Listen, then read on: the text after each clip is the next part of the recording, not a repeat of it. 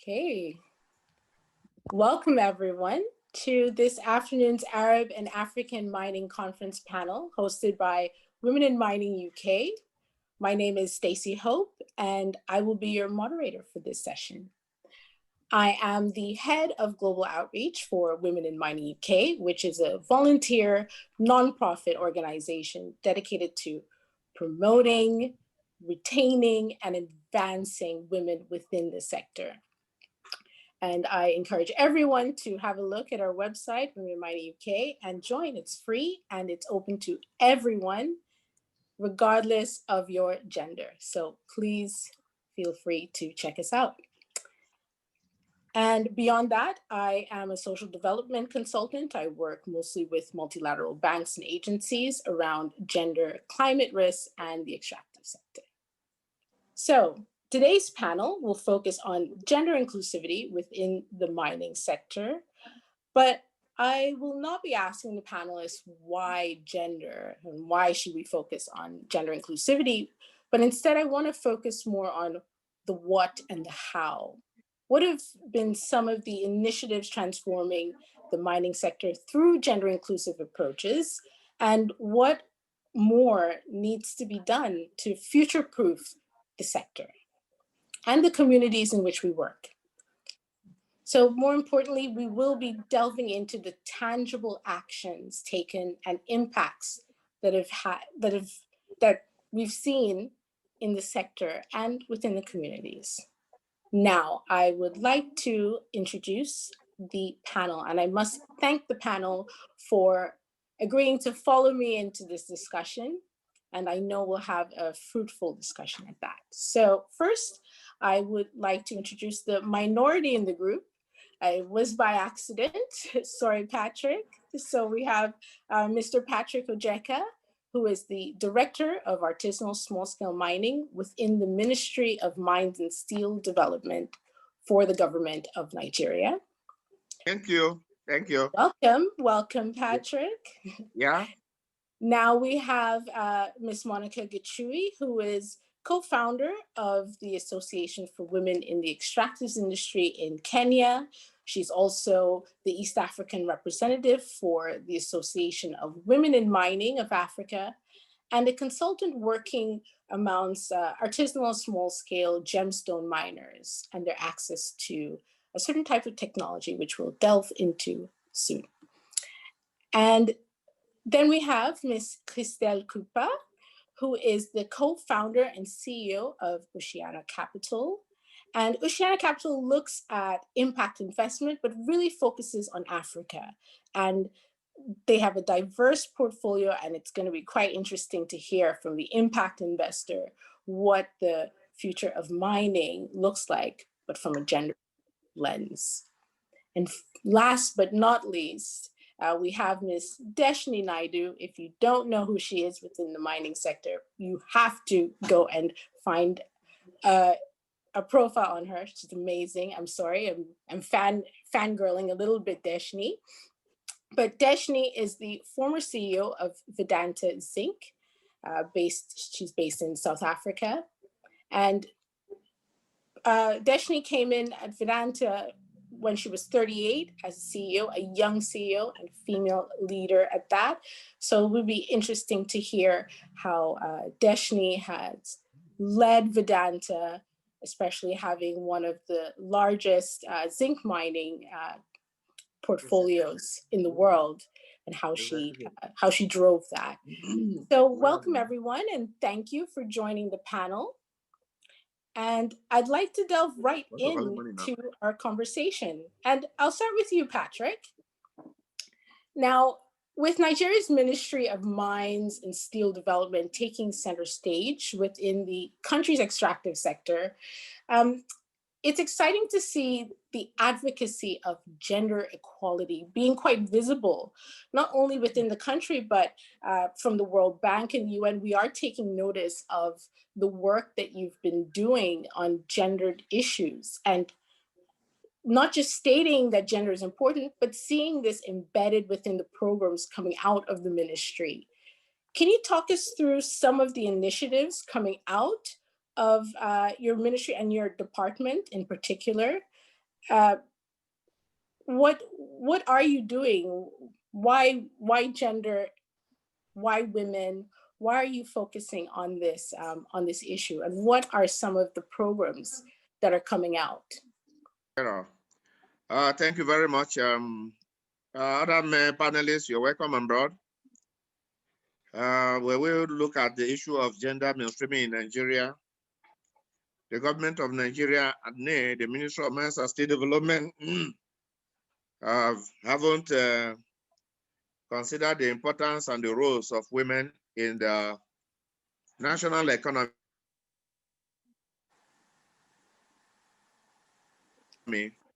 Have established a department, and one of the focal statutory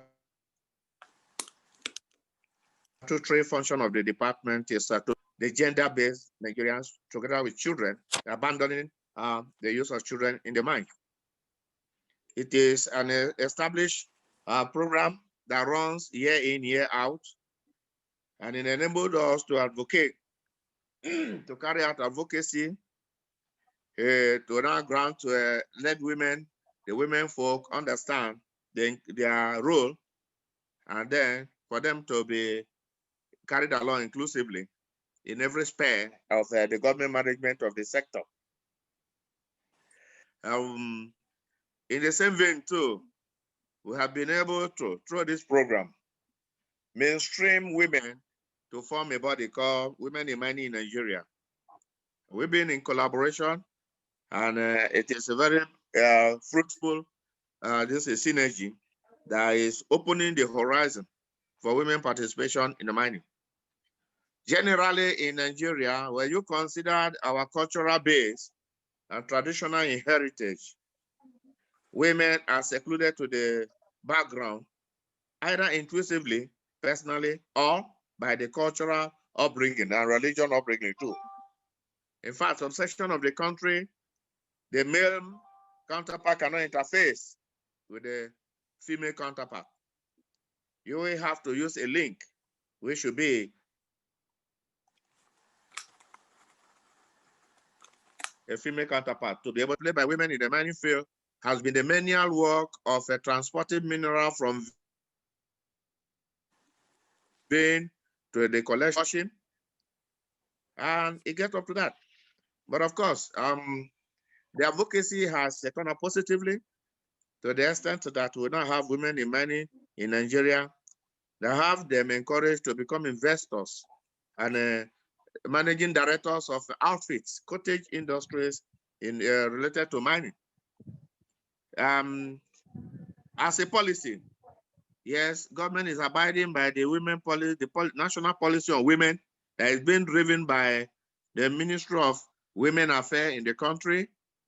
We too are in collaboration with Women in Mining in Nigeria to drive the advocacy, and equally too, we are working with ILO on issues of gender and child labor. In the ministry, statutory documents specifically developed for the development of the structure, we call it the roadmap, have a provision for gender mainstreaming. And then the ongoing review, the review of the Nigerian Minerals and Mining Act, we have now have an session on issues binding on gender. All of this put together, I think the government of Nigeria, through the Ministry of Mines and State Development, will have a focused program to continue to encourage women to invest, come up as investors rather than being manual workers in the mines field. Briefly, let me just come to put a halt to that. Thank you. So, Patrick, before I let you go, or before I move on to another panelist, it's interesting that you've been talking about investment within amongst women and investing in women's access to the mining sector. What are some actual tangible programs that your ministry is working towards to have a financial inclusive approach? Thank you, Dad. That is a key question in view of the fact that financing has been a huge challenge to all categories of operations in the mining field, not only in Nigeria, but globally. And of course, the lending windows are limited. It is in this line that the Ministry of Mines and Steel Development is planning to encourage women inclusive participation in the sector, establish a funding window, a revolving loan window with a reputable bank called Bank of Industry in Nigeria, where the women cooperatives and the women investors, small-scale operators, can equally access financing. In Nigeria, equally too, the licensing system, which is a cadastral here, in Nigeria, it is wholly digitalized, and it operates on the basis of first come, first serve. Every interested investor in the sector are given equal recognition. So just as the men folk are encouraged to access the loan window, the women folk are equally encouraged to access. And as we speak, the successful assessors of this fund, the women folk are more in number compared to the male folk, and it's quite encouraging. And the women are excited. We too are excited, and we are driving them to continue to encourage them to be frontal and come out from their shelf. Thank you. Absolutely. And no, thank you. It's very interesting that we're also seeing the majority of those accessing finances are the women and not so much the men. And it's probably a bit more interesting diving into that. But maybe sticking on the financial windows, we could turn to Christelle to give us a bit more insight from an impact investor what investment really means from a gendered lens. So we've heard about the financial windows opening up within Nigeria. Yeah. And as an impact investor, why is gender inclusivity an important indicator? And what does impact investing look like through a gender lens, particularly within the African context? So Christelle, I'd love for you to give us a bit more insight as an impact investor. Sure. Well, thank you so much for having me today with my fellow panelists. I'm very pleased to be part of this panel. I would say that first, I'm a little bit of an outsider of the mining industry, as I have.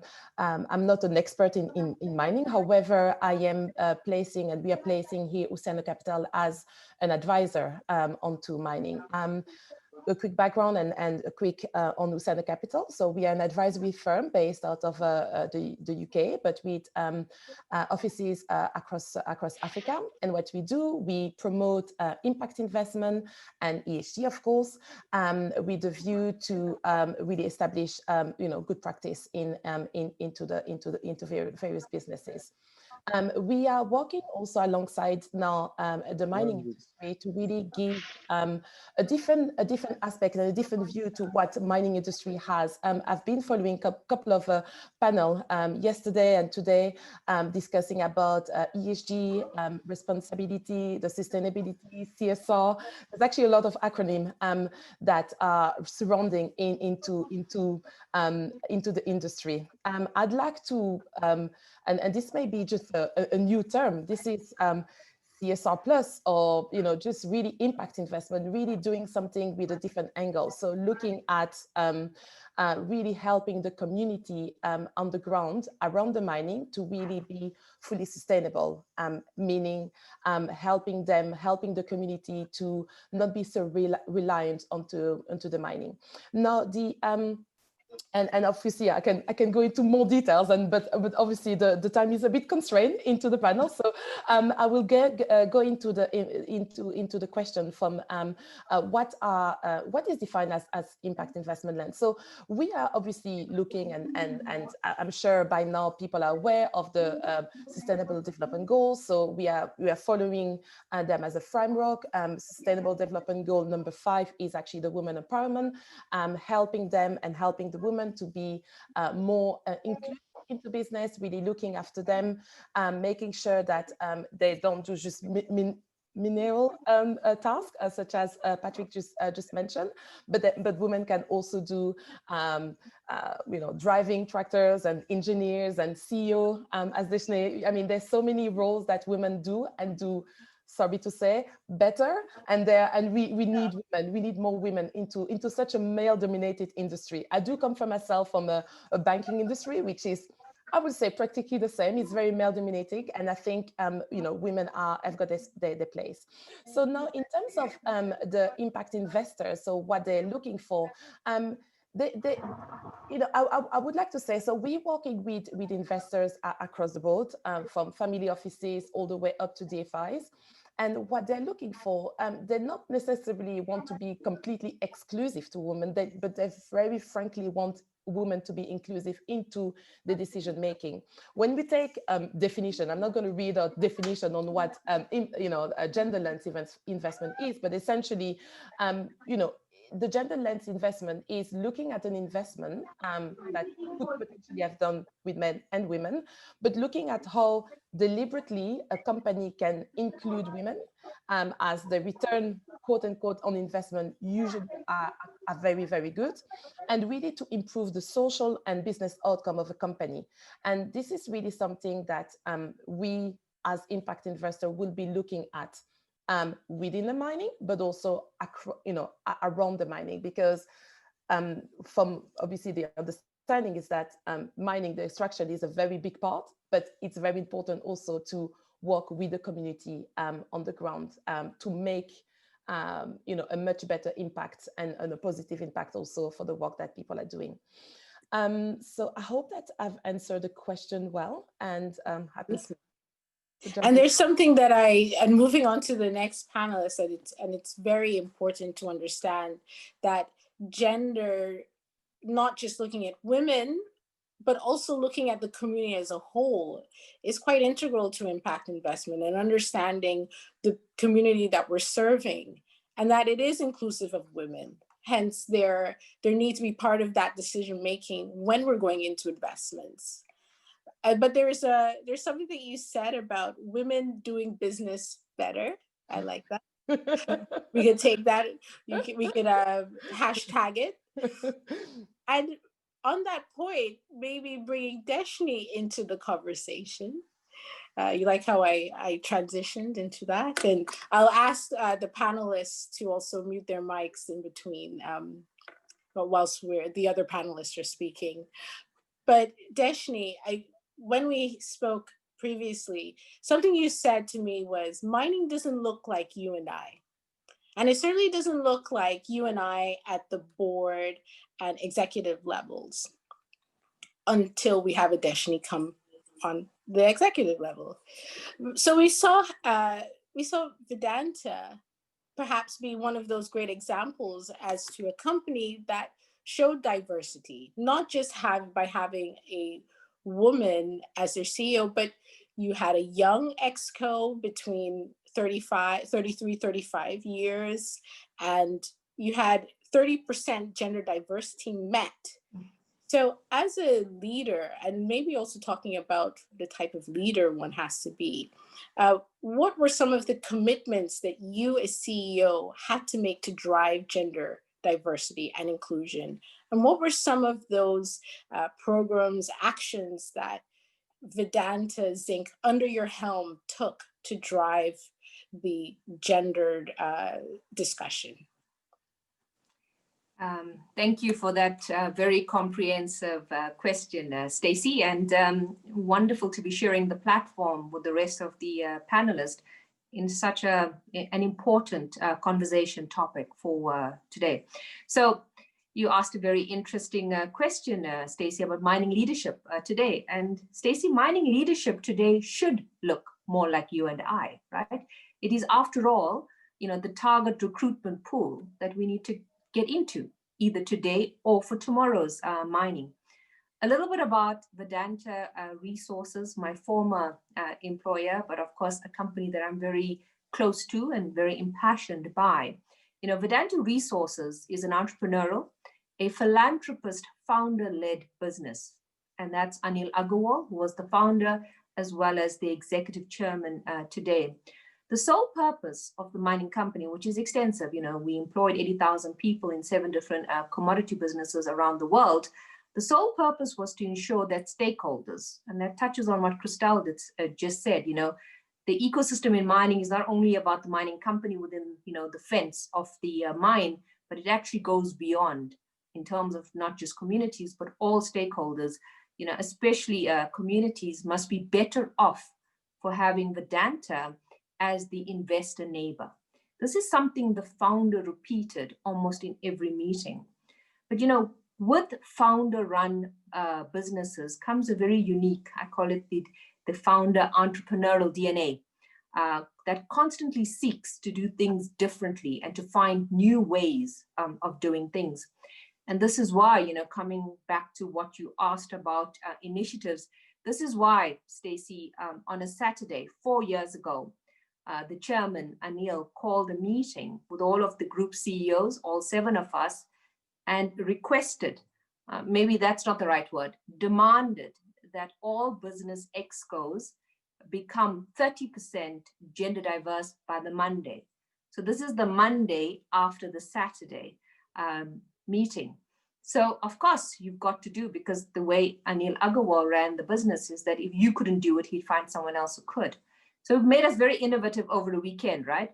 So you start getting shadow positions, women in shadow positions, women in deputy positions, even women in invitee positions. But the job was done come Monday morning.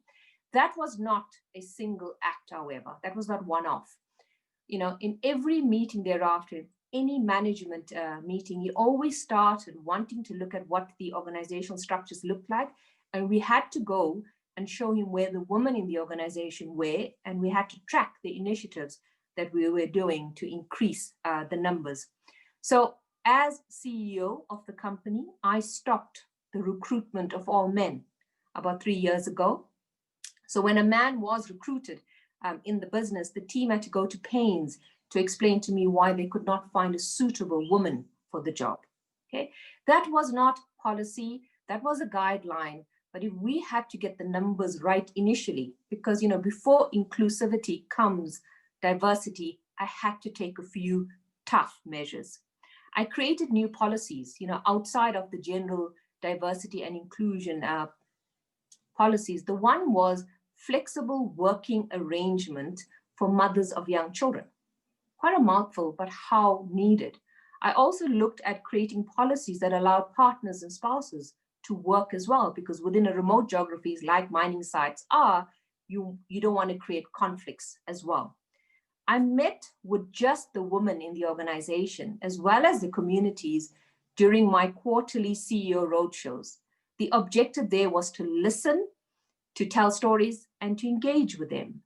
We designed the Greenfield Hamsville project, which Stacey mentioned up front, the project behind me. I had to showcase it, which is the largest single stream zinc mine in the world, to be diverse and inclusive from the start. The plant was started with 30% women and with an age, the average age of just under 30. So that says something about trying to retrofit what we know is right versus trying to design it to be right from the start. That was a good initiative, a good start, but also bringing it back to communities. Women-led SMMEs were given preferential opportunities, and community women were prioritized in all of the community initiatives that we initiated. And we know why, outside of what Christelle said, that women do make better business decisions. But every dollar in the hand of a community woman, there is fact to support that 90 cents of that goes to the betterment of her family and her community, versus I think the numbers around 40 to 50 cents when a man earns it. So it's all about consciously hardwiring the organization to be gender diverse and inclusive, which is exactly what I did at every turn. And if you push hard up front, what then happens, it starts to become the way we work rather than a bespoke initiative on the side. And I think something that we'll all take from this is, there has to be quite a definitive push. It can't be just about talking the talk. We really have to work on making it transformational. And what that entails is really designing and not trying to fit women within the status quo. Absolutely. And there's something there about catalyst. Yeah, Tracy, absolutely. finding that catalyst. Definitely. And it'll be interesting, and maybe I should give you a rest right now, but it'll be interesting to hear about the pushback that you might have encountered, whether there was pushback, you know, whether the business case was made at all levels, or whether it got there in the end through the results. Yes, Dashney. I can answer that in a very quick and very short way. The answer was that the pushback was limited. And the reason the pushback was limited is because the chairman set the tone for the business, the owner. You know, my leadership trust supported that. And then I had a young and diverse exco team. So it almost made what we were doing natural. But Stacey, as with any other organization, cultural changes, you are going to have detractors. And the job then is to make sure that those detractors, and I used to call them the when-we's, when I was in the organization, the when-we's, you quickly understand whether the when-we's can be converted to become champions. And if they can't, I was very prepared, and I did have another difficult conversation with those individuals. Because on these types of, you know, fundamental, foundational type transformation initiatives, you cannot allow to have detractors. You want an organization pushing in the right direction. Absolutely. And the idea of the detractors and either bringing changing the detractors towards becoming the champions or allies, and how actively one has to be in order to do that, and to recognize who the detractors are to begin with. There's that ability to recognize who are the detractors that I think is quite integral. But there's something that you mentioned that I want to kind of lead into, Monica. It's about working with the stakeholders, looking at the stakeholder ecosystem, and what are the impacts on the wider communities, and actually how are they included into this discussion.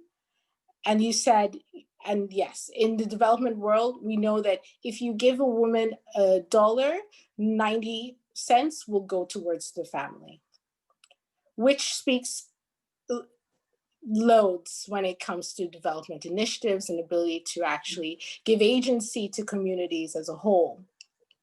Now, speaking of impacts on communities, Monica, you're working on something that I think is pretty transformative when we look at the ASM community, but also women within ASM who are, for me, one of the most marginalized when we look at them at the mining sector as a whole. Now, recently we've seen an uptake in the conversations around blockchain and the mining sector. And what is more fascinating is the work that you're doing around blockchain and ASMs, and how this is transforming the economic positioning of women. Can you please give us like a nice brief rundown as to what you're working on amongst artisanal small-scale miners within the gemstone industry, and how is this driving change for them, for their lives, and for the community as a whole? Thank you, Stacey. And wonderful to be here and to share the platform with such awesome panelists. Dashney, I wish you were around. I would have given you a big hug. You've really validated a lot of the things I normally say, and I like what you're saying, consciously wearing gender inclusivity. That is, I mean, that's wonderful, you know, that you took up the initiative. And what I normally say, there has to be a policy given. As you said, the founder, you know, gave the policy leadership for what wanted to be achieved. And just going back to what Patrick said, it showed a lot of those structural difficulties in communities and in societies when you talk about gender inclusivity and, you know, the sort of bias you're already working with. So having this sort of gender champions, the likes of Dashney, is leading businesses that really want to get women out there and convince people that women can do that job and have mines like the zinc mine to really showcase the ability of these actually very young women to do this kind of work that actually has been considered to be very male dominated is fascinating. I like what I hear, but to go back to what I've been asked. So what are we doing? So we're working mainly in the space of artisanal miners, and the project that we're currently running is artisanal miners, but in the gemstone subsector. So just a quick background is a lot of Africa uh, easily exports 70 to 80% of the world's gemstones. But because gemstones are used in luxurious industries, and you find that artisanal mining activity is mainly a livelihood activity. So these gemstones really are not used in the continent and are normally an export commodity. And what happens is because most of them are export oriented, then a lot of short trading has happened because of information asymmetry, whereby the artisanal miners who extract these gemstones have no understanding of the sort of high value products that are made from these gemstones. So the miner mining sapphires in Tanzania does not understand when that sapphire hits Tiffany's, what would be the value to the end consumer. So that information asymmetry then leads to a lot of short chaining of the artisanal miners, where they sell these sort of gemstones for a penny. And a lot of brokers come up then along the way and become the supply chain, who then are the ones who would export these gemstones and send them to international markets and make a killing from the sweat of a miner. And what do women do in these mining sites? Because mining most of these gemstones is is heavily labor intensive, and most of the small scale and artisanal miners don't have equipment.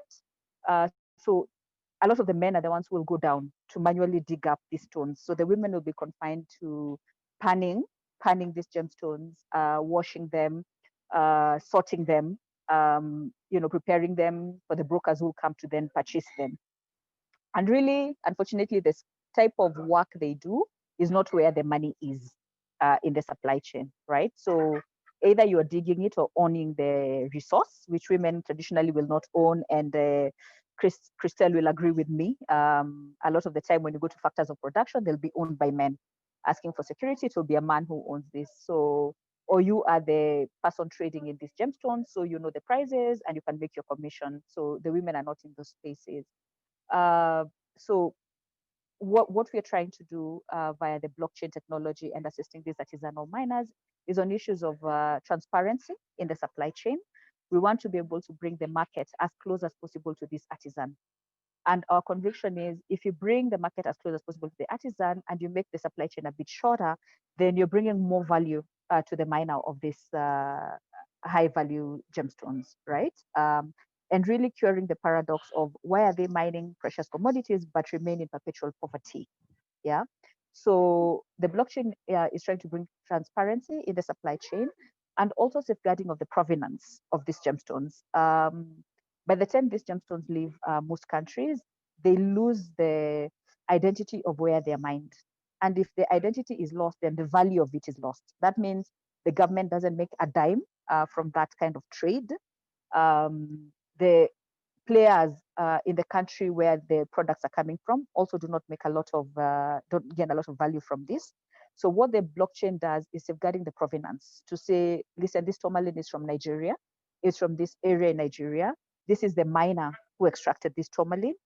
It also, by bringing the markets closer to the miners, you're also promoting the issue of fair trade and fair priced initiatives and responsible sourcing, where consumers have become very woke. And when they're wearing these precious rubies and sapphires and whatever, gemstones, they want to know where did it come from. And they're responsible enough to ask the right question and want to ensure that it did not fuel any form of conflict. It did not impoverish somebody else by them wearing them. And you can see that the millennials in particular are very conscious about the story of these minerals. Nobody wants to wear conflict mineral anymore. They want to make sure the gold they're wearing, they can trace it to where they're coming from. And that's what the blockchain technology wants to do. Safeguard the provenance of these minerals, ensure transparency in the supply chain, and bring as much value as possible to these artisanal miners who then mine these gemstones. And while at it, we work a lot with women as well, teaching women the technology, how to use it, how to get their minerals out there in order to access the markets, in short, or in Stacey.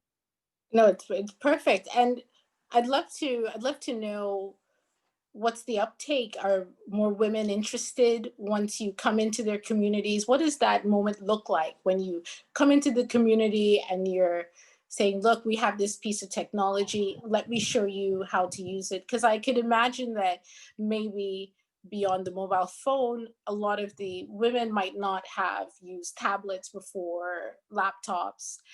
What does that look like? And what does your engagement look like at the community level, but then bringing men into the conversation that this is something that we're working with amongst women, and we don't want to push back from the men? How do we mitigate that before it happens? What are you doing around that form of gender inclusivity to tech?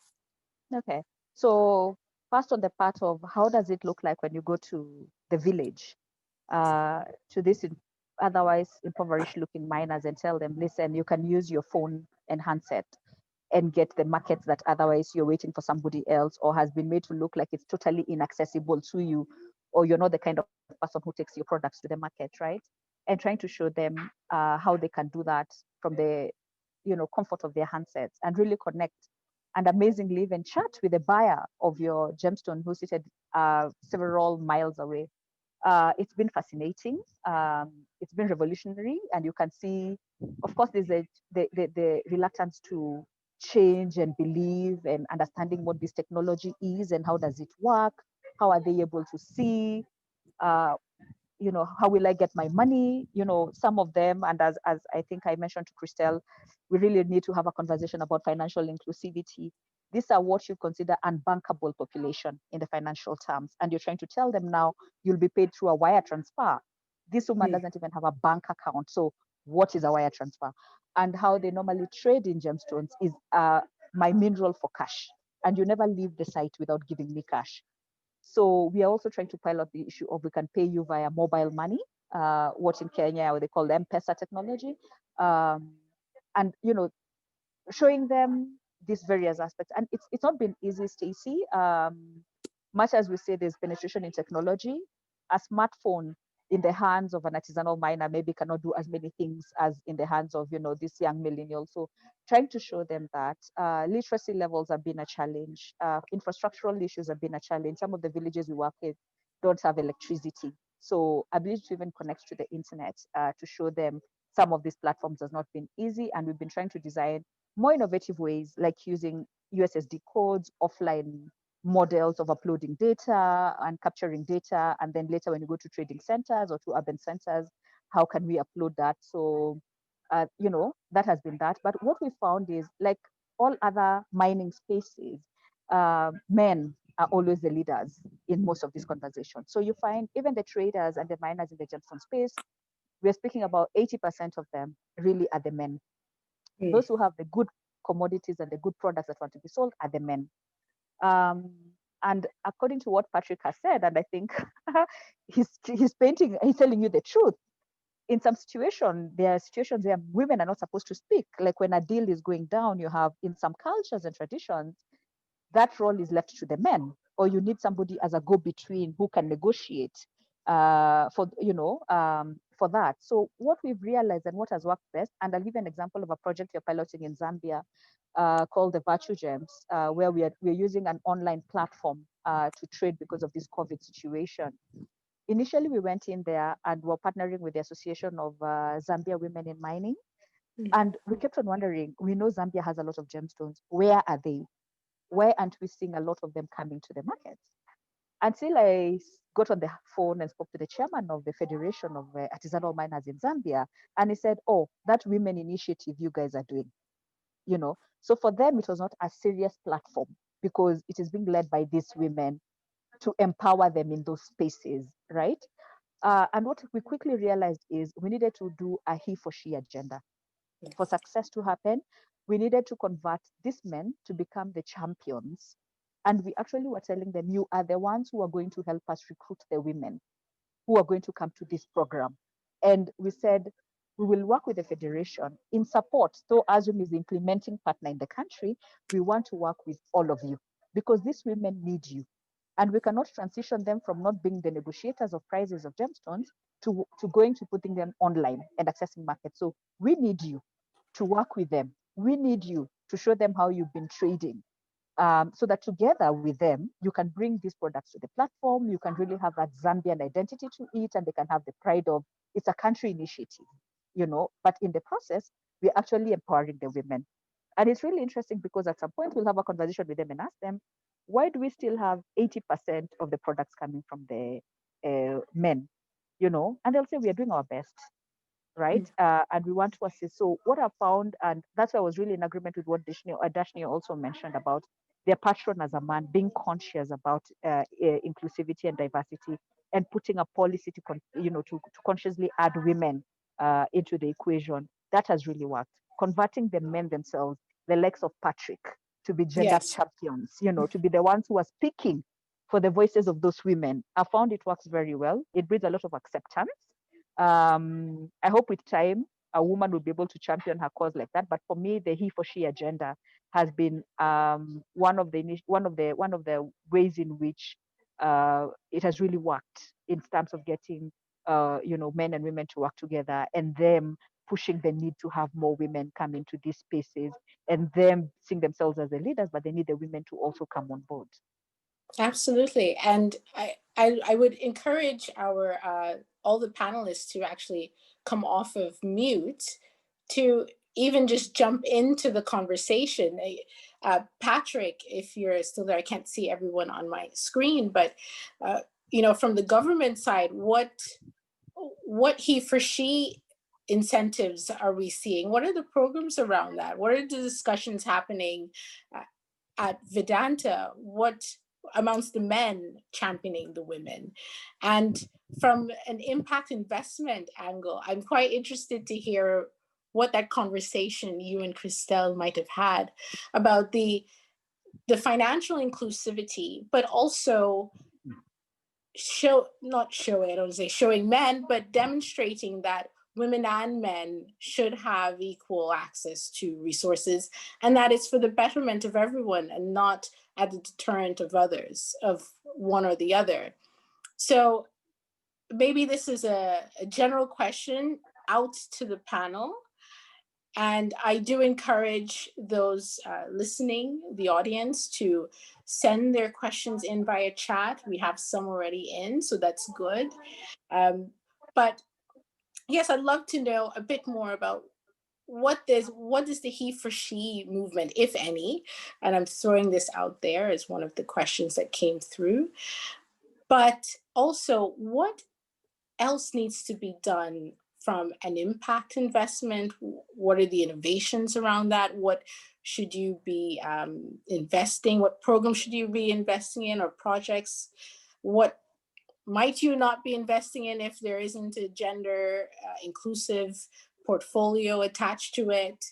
From Dashney, how did the he for she movement look like? And what do companies need to do even more so going into the future of mining? And Patrick, yes, I'm quite interested to know what the government is doing to solidify the gender mainstreaming program that you're doing, but also to work with men in driving that agenda as well. So to the panelists, I don't know who wants to go first. Oh, Stacey, can I go? Because you said so much. I think everyone would want to contribute something. Lovely. So I think, you know what, it's not about one stakeholder group. So we're coming back to the stakeholder ecosystem. I mean, every stakeholder has a role to play here, right? And it's just out of this or these panelists, you know, there's something about government making it conditional. You know, in order for women to do something, only then can a man do it.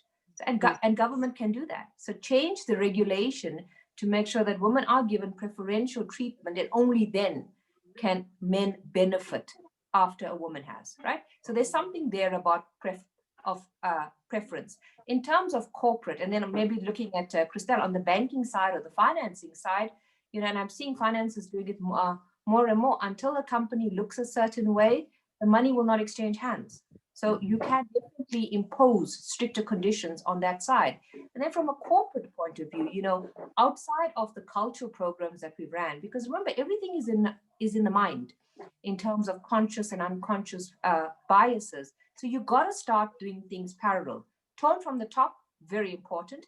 And the nice thing about Tone from the Top today, if it comes with authentic and bold male leadership, it will be followed. So we need for these authentic male leaders to start, you know, making these stances. But what we then did is, in parallel to the cultural programs of trying to understand how men think and what they need to do to better commit and support, we also then created the mentorship programs, the coaching programs, where you then let not only women coach women, but you let men coach women. So it's not a simple answer, but I think if all stakeholder groups commit to picking the priority actions that have to happen once and for all to accelerate, you know, and I keep on thinking about this, if we are gonna let the last 2 decades inform the pace of which gender diversity and inclusion is gonna happen, I'm a mother of 3 daughters, my daughter's grandchildren might benefit.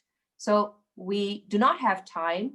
We need all stakeholder groups to start committing to bold action, and with bold action must come risk. And I think, and that's something we never speak about, is if the industry has taken risk on the men for many centuries, why can't we start taking bigger risk on women today? Absolutely. Stacy, if I can come on air. Dashney, that's a well taken topic response there. Looking at the Nigerian angle, government is cautious of the fact that governance is in the government, but the key players in the sector are the private sector drivers. On that basis, women are encouraged to take up the gauntlet and be at par with their male counterpart in investment in the mining industry. Here, the cultural heritage in Nigeria is that women, so in some communities, are denied of inheritance to land. That precluded them from participating in mining in Nigeria for quite a long time. But with the modern development where an enabling equal platform is provided for all key players and entrants into the mining industry, women are encouraged to equally take into that. In mining in Nigeria, the governance sector, there is no discrimination between the male and the female counterpart. Prior to now, the women folk work with the male counterpart in the mine site and other cottage operations.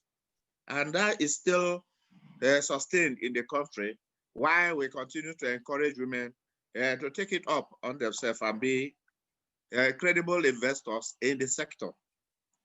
For our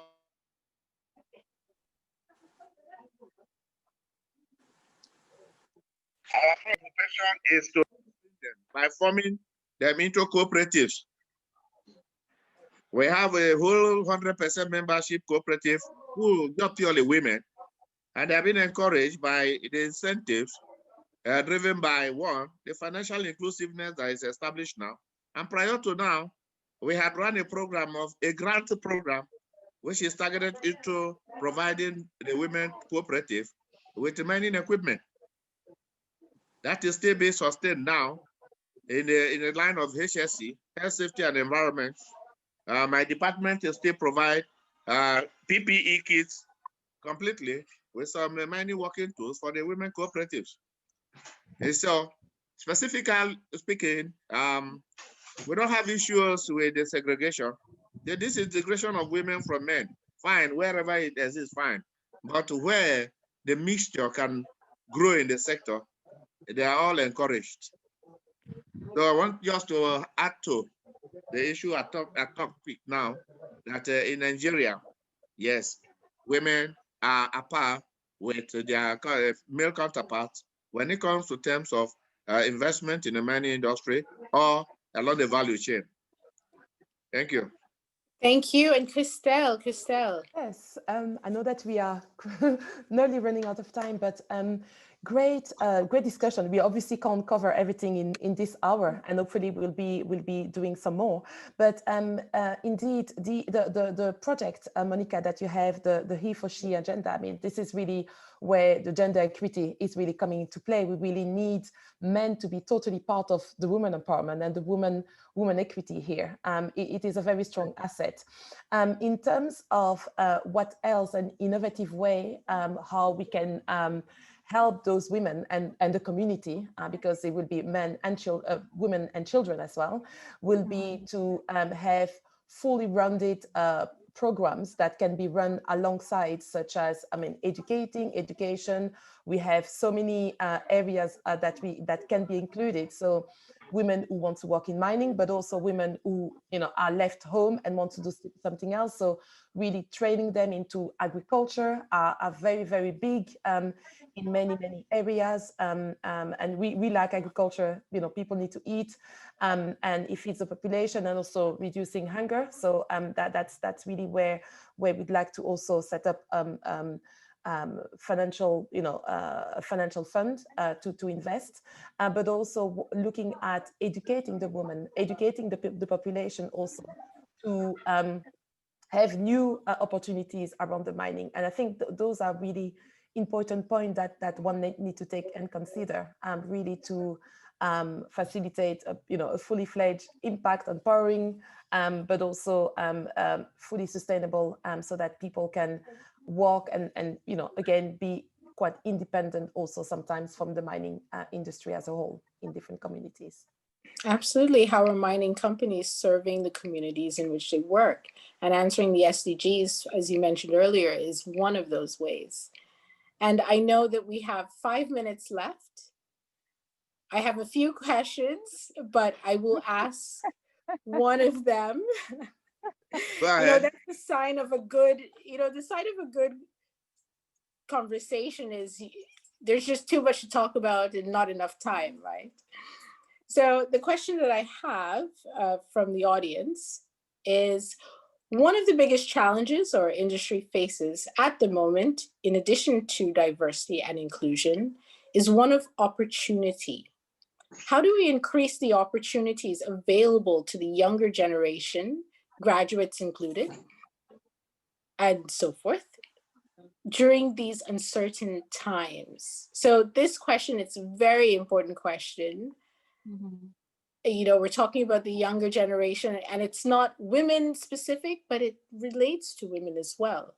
So I don't know who would like to take it, but it would be good if all of our panelists could have a quick go. Very quick go. Okay. Stacey, can I go first? Yeah. I'd want to link my answer to something that Dashney previously said, and Patrick also highlighted, where we're talking about what's the role of policy in creating these spaces and these opportunities. Because Patrick says it's a role of private sector as the investors to take up these opportunities because the playing field is leveled. I'm not sure how successful that would be without a policy intervention, as Dashney had pointed out, that sort of creates that space as well. Creates a space for women to be included, creates a space for the youth to be included as well, right? If you have a policy that is gender blind or it's blind to the youth, where then will those opportunities for these young people come? If you don't have a law that gives a chance for the youth to take up these spaces, much as you agitate and you lobby, who are you lobbying when the opportunity has not been created? Because the law creates the playing field. And you find out now from the private sector perspective, how then do we get and how do we implement that space that the law has provided for us? So for me, one intervention would be, we need to lobby for policy interventions, create that space from policy. Something else is, what much as we're saying it's a level playing ground, we must acknowledge that there's an issue around women, there's an issue around youth, there's an issue about unemployment, right? And be conscious in how we address it. It cannot all be a level playing field. And if a group is marginalized, can we consciously then, if it's, I don't want to use preferential preference, because when you say that, it then, gives a connotation of how disadvantaged are you. But if that is the case, that this youth are marginalized and they're not being given opportunity, then let's give them preferential treatment or preference, if by law, to be able to get these opportunities. If you talk about entrepreneurship, which is what has come up during this pandemic, that we all need to be very creative, very entrepreneurial, have diversity of skills that are, skills that are very, use your skills and very agile in the skills that you use to be able to adjust, use your mining skills to do something else if the mining sector is not working well. And that's what, I'd encourage the youth as well. That entrepreneurship as well must be, will only work when the policy environment also encourages it and gives the opportunity for that to happen. How easy is it to do business? How easy would it be for Christelle to finance that opportunity? That space can also be created by policy to make it very easy for finance to be driven down to these opportunities if we created the right policies for that. So for me, there's a huge space that needs to be created via policy interventions to be able to create these opportunities and to enable entrepreneurs to then take up that opportunity that will be opened up by policy intervention. Patrick, are you taking note? Yeah, I'm not taking note. I am listening. I want to put a rejoinder to that too. Where you consider the issue of youth in the ministry here in Nigeria, simultaneously with driving the issue of motivating women, advocating for them to come up and get out of their shelf to be part of the operations in the sector, we are equally on the march against child labor. And we are working assiduously hard to put an end to child labor in the mine site. But then looking at graduates and the other youths, incidentally, we can see that the current generation are not keen to strenuous labor that will stress them much. Even when they are up and doing, they are looking at other soft cells to be able to express themselves. And then the number of respondents to technical trainings in the tertiary institutions and skills that will, empower them to vent into mining. In Nigeria, it is just, we can say it's very few institutions that are administering that. For instance, now, out of about over 100 universities in Nigeria, very few administer technical training in mining engineering. And Patrick, sorry to interrupt you, because I know that the time is going, and I'm getting a note from the organizer to say that I have to wrap it up. But I just fine. want Before you wrap it up, I want to introduce to you my desk officer on gender mainstreaming and child labor is Shaba Haja. You can see her on the screen. Lovely.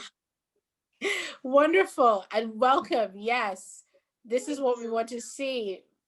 That is the bringing in of women and youth and graduates to the sector. And Dashney, I know that you had something to say, and Christelle, I'll ask you to give me 1 minute each, I'm sorry, before we end today's conversation. So Dashney, yes. Sure. No, I think, listen, Monica did a fantastic job in terms of, describing what needs to happen. I think what we mustn't forget is that mining is also changing. Outside of some of the trends we spoke about in terms of ESG, social investing, mining is also going to a digital transformation with all of the technology that we want to bring in. This pie called mining is definitely large enough for all of these stakeholder groups. What mining companies, so private sector, as well as government and the other stakeholders need to do is to reimagine what the future work of mining would look like. And I can see such a definite role for the youth to play in that. And then try and, work back to what we need to do today to upskill, reskill current people as well as youth to take up these roles that the mining sector would absolutely need in the short to medium term.